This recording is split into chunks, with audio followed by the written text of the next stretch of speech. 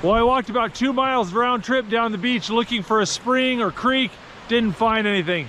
I've got about 4 liters of water, and that's enough for today and tomorrow, but probably not enough for all 4 days.